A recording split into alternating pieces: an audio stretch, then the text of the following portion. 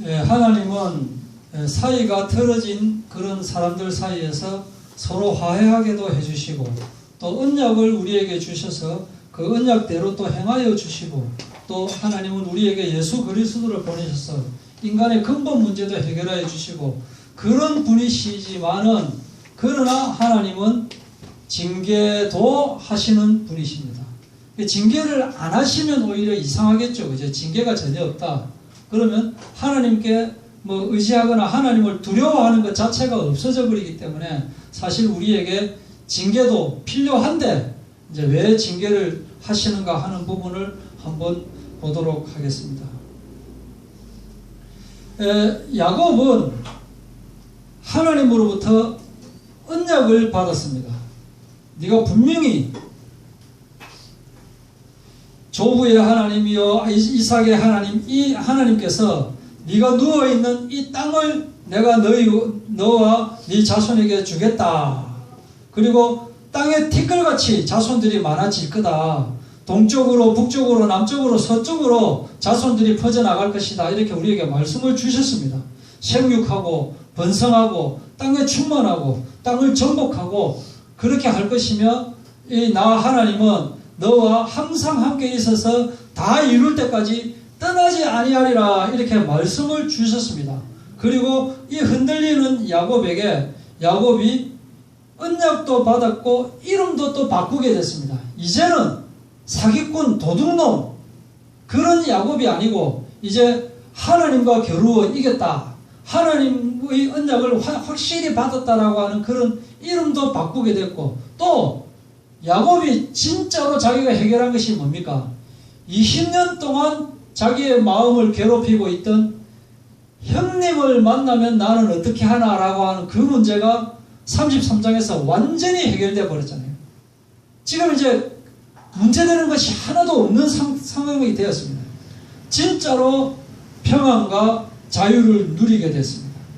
그러면 이제 웬만하면은 정말 이렇게 좋으신 하나님께 찬양하며 하나님께 기도하며 하나님과 함께하는 삶을 살아야 될 것인데 그러면 그럴수록 오히려 그렇게 되지 못하는 우리 인간들을 발견할 수 있다. 우리 인간이 조금 뭔가 쪼이는 게 있어야 하나님을 의지하게 돼요. 오히려 하나님께서 내가 걱정할 것이 하나도 없으면 하나님께 감사하면서 살아야 되는데 그때는 이미 하나님을 떠나는 사람들이 되어버린대요. 이것이 하나님이 볼 때는 참 안타까운 사람들이다. 그래서 이 야곱은 정말 지금 걱정할 것이 없고 하나님도 직접 만났고 한데 마음속에 깊이 가지고 있던 어떤 옛사람을 버리지 못하고 있다. 그래서 지금까지는 자기 문제로 고생을 했지만 이제 또 이게 자녀 문제로 고생하게 되는 그런 일이 벌어지는 것이 바로 오늘 34장의 이야기입니다. 야곱이 하나님의 말씀을 받고 28장에 또 야곱대로 서원을 했습니다. 그래서 하나님이 나와 함께 계셔서 내가 가는 이 길에서 나를 지키시고 먹을 떡과 입을 옷도 주시고 또 내가 평안하게 아버지 집으로 돌아가게 해주시면 나는 22절에 내가 기둥으로 세운 이 돌이 하나님의 집이 될 것입니다. 그리고 내게 주신 모든 것의 10분의 1을 반드시 하나님에게 드리겠습니다. 이렇게 서원을 했습니다.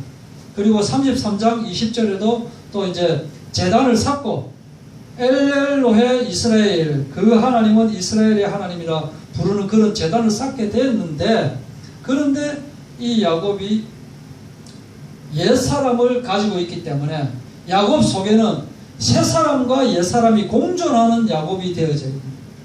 이것이 야곱의 문제점이다. 그래서 야곱이 하나님에게 제단을 쌓은 곳이 베델이 아니고 세겜이 되어버린 거예요. 분명히 하나님으로부터 언약받고 내가 이렇게 제단을 쌓고 하나님의 집으로 삼기겠다라고 한 것은 베델이었는데 베델이 아니다. 그래서 야곱은 17절에 보면은 숫곳에 이르러서 여기서 좀 머물렀습니다. 숫곳의 뜻이 뭐라고 했습니까? 푹 쉰다라고 하는 뜻이었죠. 이제 진짜 평안을 얻게 된 거예요. 이제 모든 문제가 다 해결되고 나니까 이제 진짜 뭐 잠을 자도 자기를 괴롭히고 항상 가시방석이고, 그죠? 형님이 나를 해코지할까 겁나고, 뭐 그렇게 또 라반이 또 계속 자기를 괴롭히고 그렇게 살아왔다가 이제 뭐 걱정거리가 하나도 없게 됐기 때문에 이 땅을 숲곳이라고 부르고 그렇게 좀 살다가 또 다시 세겜으로 가가지고 거기서 장막을 치고 그 땅에 원래 살고 있던 세겜의 아버지 하몰의 아들들의 손에서 이 땅을 이제 뭐 베크시타에 돈을 주고 땅을 샀다라고 하는 것은 뭡니까? 여기에 좀 어느 정도 정착하겠다라고 하는 그 뜻을 가지고 있는 거예요. 그럼 이것은 뭐냐면은 하나님과 언약을 했던 베델에 머물겠다라고 하는 그 약속하고 전혀 다른 그런 행동을 지금 야곱이 하고 있는 거예요. 그래서 이 베델이 아닌 세겜에 정착했다는 이유로 자기 딸이 큰 봉변을 당하게 된다. 우리는 생각할 수 있습니다. 아니 하나님이 뭐 그 정도 갖고 그렇게 징계를 하시냐, 이렇게 우리는 생각을 할 수 있다 이거죠. 모세 이야기를 보면은 하나님께서 반석을 명하여 이제 모세 너가 반석을 명하여 물을 내게 해라 이렇게 명령을 하셨는데, 이제 모세가 화가 나다 보니까 지팡이로 반석을 2번 쳐서 물 나게 했잖아요. 그 때문에 모세는 가나안 땅으로 가지 못하고 죽게 됐다. 아니 하나님이 사랑의 하나님이시고 정말 우리에게 좋으신 하나님이신데 뭐 겨우 뭐 그것 때문에 그렇게 이 이스라엘 자손이 준 땅에는 들어가지 못하리라 이렇게 하나님 말씀을 주시고 그대로 왜 하나님이 이렇게 하실까라고 우리는 생각할 수 있대요. 사람들은 예수를 좀 오래 믿은 사람들은 새로 예수를 믿는 사람을 보면 뭔가 그 사람이 자기보다 좀 덜 믿는 것으로 여겨집니다.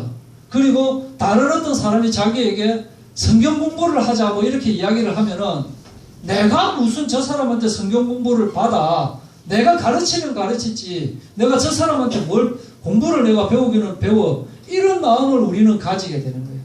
그런데 실제 딱 쪼개놓고 보면, 우리의 마음 심령을 딱 쪼개놓고 보면 우리는 그렇지 못합니다. 여러분들 한 주간 동안 우리가 가장 최고로 생각했던 것이 뭡니까? 한번 적어보십시오. 이 노트에다가 내가 진짜로 관심을 가지고 애지중지했던 것이 무엇인가? 신랑인가? 우리 신부인가? 뱃속의 애기인가? 우리 아들인가? 우리 딸인가? 우리 자식인가? 뭔가 내가 좀 이 애지중지하게 했던 돈이냐? 명예냐? 그 적어놓고 동그라미를 딱 쳐놓고 똥 이렇게 써야 돼요. 똥. 왜냐하면 배설물로 여길 수 있어야 되는 거예요. 그런데 우리는 배설물로 절대 못 여긴다 이거죠. 그럼 그게 우리 신앙이다니까. 우리는 아니다라고 하면서도 예수님이 모든 문제의 해결자이시고 예수님이 나야 모든 것이다라고 하면서도 예수님은 뒷전으로 하고 있으면서 다른 사람 만날 때는 잘 믿는 척, 거룩한 척 이렇게 하고 있지 않느냐 이 말이에요. 우리가 이게 아니다. 쪼개놓고 보면 하나님의 입장에서 볼 때는 사랑의 하나님이시고 너무나 우리를 사랑하시지만은 우리의 마음의 밭을 보면 그런 척하면서 아니다. 우리가 공부를 아무리 열심히 해도 또 공부할 것이 있듯이 우리의 신앙이라는 것은 아무리 열심히 잘 믿는다 해도 또 계속 배울 것이 있고 또 더 계속 우리가 수양하고 이렇게 할 것이 있는 거예요. 그래서 날마다 새 사람이 되어야 됩니다. 날마다. 야곱은 이제 모든 것을 다 이루다 보니까 더 이상 하나님이 별 필요가 없는 사람이 되어져 버린 거예요. 그래서 적당하게 약속은 했겠다. 그래서 제단은 쌓아야 되겠고, 그렇지만은 또 베델 그쪽으로는 가기 싫고, 이렇게 우리는 하나님의 말씀을 너무 쉽게 생각하고 있는 것이 아닌가. 하나님이 왜 노아의 홍수를 주셔가지고 노아 그 식구들 빼고는 다 물에 잠기게 이렇게 해버렸을까? 징계하시는 하나님이시다. 하나님이 왜 우리가 쎄빠지게 외국어 공부를 하게끔 창세기 11장을 주셨느냐? 바벨탑 사건만 없었으면 외국어 부분은 공부 안 해도 되는데 그 이유가 있다. 이유가 야곱이 하나님께서 정해주신 땅 베델로 가지 않고 세겜으로 간 그 순간만은 야곱은 뭘 가지고 있었느냐? 불신앙을 가지고 있었다. 불신앙. 이 새 사람과 옛 사람이 공존하고 있는 거예요. 그 순간에 순간적으로 우리가 가지고 있는 불신앙들을 우리가 이겨내야 된다. 세겜이라고 하는 땅은 그 당시대에 상업적으로 엄청나게 발전한 도시입니다. 그리고 그 주변에 목초지가 있고 또 물이 있고 이렇기 때문에 정말 살기 좋은 땅이에요. 그래서 베델은 영적인 땅이라고 보면은 세겜은 세상적인 땅이었습니다.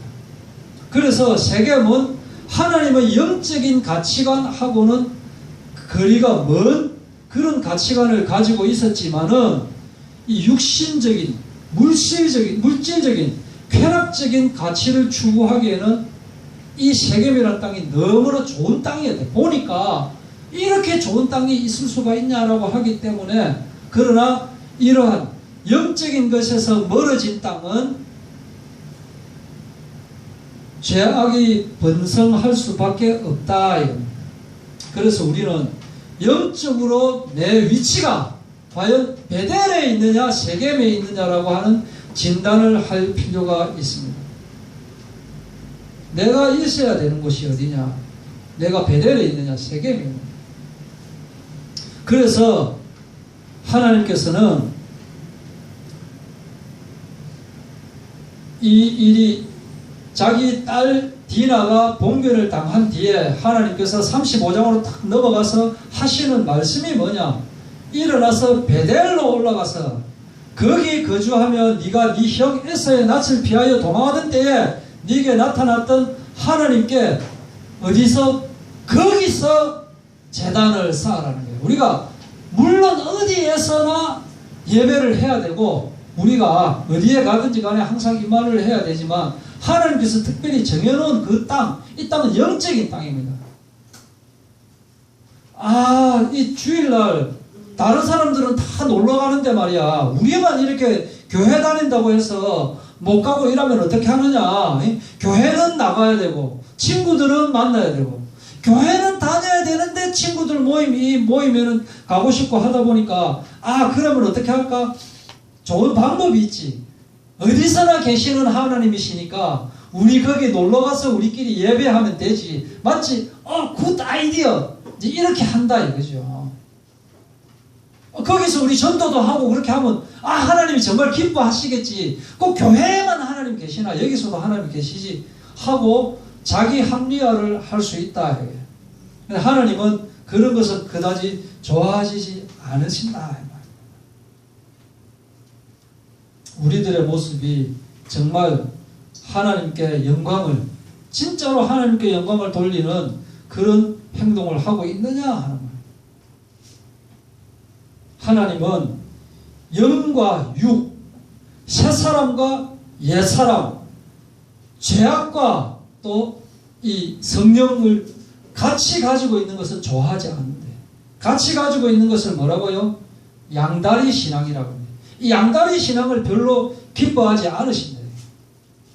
지난주에 제가 말씀드렸죠. 헌금을 하기는 하는데 무당 복채처럼 내가 하나님께 이 헌금을 드리겠으니 하나님 내 좀 잘되게 해주십시오. 뭐 이런 헌금을 하나님 좋아 안 하신다. 하나님은 감사, 이래도 감사 저래도 감사하는 감사를 원하시지. 그래서 육신적인 아내를 위한 그런 것은 별로 좋아 안 하는데 사람들은 그런 게 굉장히 많이 있습니다. 그 교회도 보면은 명당짜리가 프리미엄이 굉장히 높아요. 교회가. 명당짜리라는 게 뭐냐? 사람들이 많이 다니고 이렇게 올 수 있는 곳. 이거 세상의 장사꾼들 그 상점하고 똑같다 이거예요.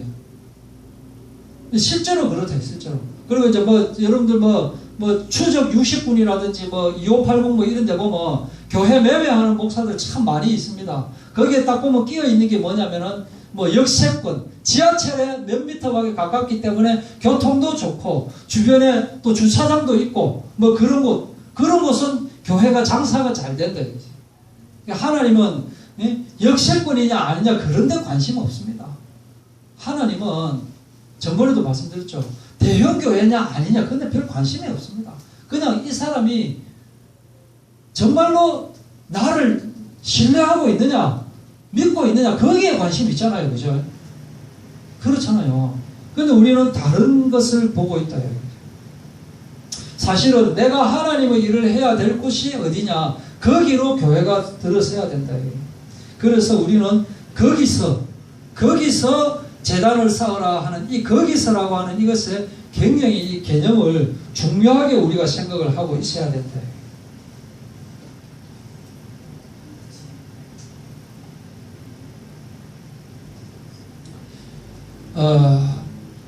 우리는 하루에도 수십 번씩 이 야곱과 같은 실수를 저지르고 있습니다.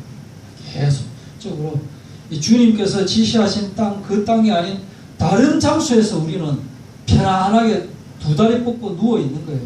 거기는 내가 있을 곳이 아닌데 내가 좋거든. 야곱처럼 이제 뭐 걱정될 것이 하나도 없거든.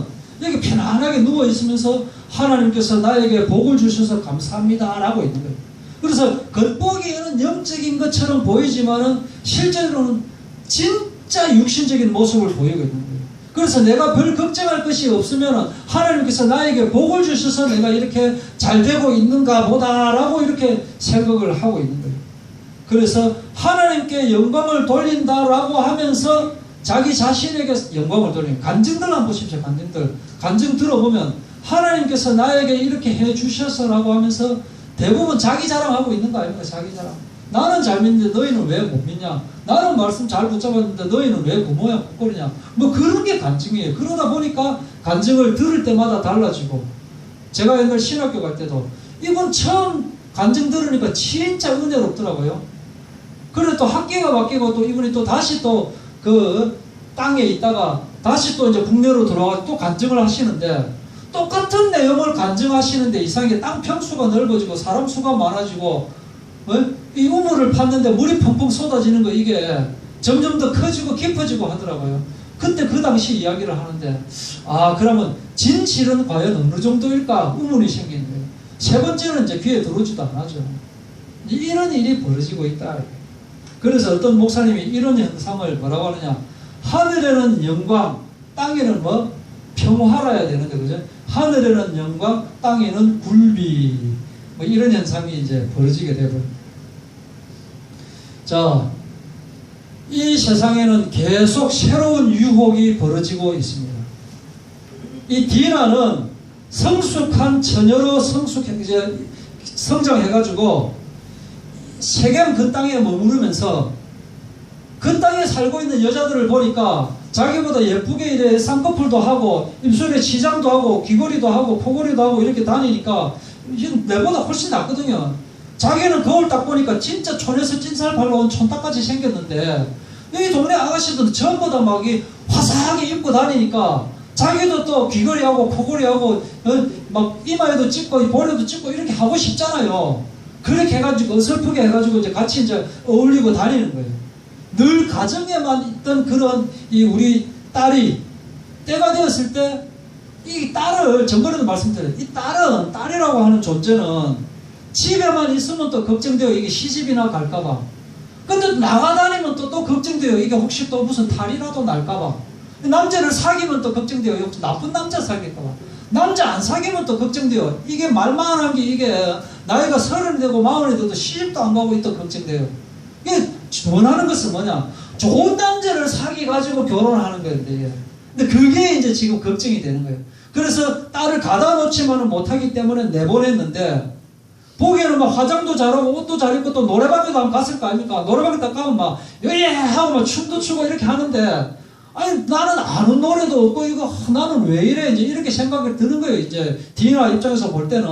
그래서 자기도 이제 집에서 또 클럽에서 추는 춤 같은 거 지 혼자 또 연습도 한번 해보고 막 이제 이렇게 돼지는. 그래갖고 나도 촌에서 찐살 발라온 촌딱 아니다. 나도 이 동네 아들처럼 예쁘고 잘 논다. 그렇게 이제 지금 되어지는 거예요. 그러면서 친구 사귀고 놀다 보니까 남자들도 사귀게 되고, 그러다 보니까 하몰이라고 하는 이 땅의 거부, 그 집의 아들 세겜을 만나게 된 거예요.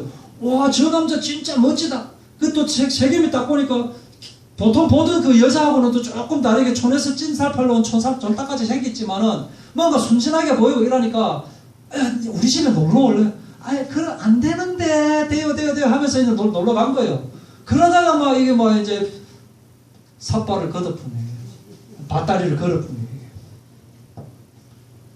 순진하고 새침하게 보이고 이렇게 하니까, 야, 이러거든. 그런데 이제 이 세상 여자들하고 좀 다르니까, 그렇게 하면서도 보니까, 세겜이 이 여자를, 디나를 계속 좋아하게 됐는데, 그런 일이 벌어졌는데, 문제는, 이 야곱의 반응이다. 야곱의 반응.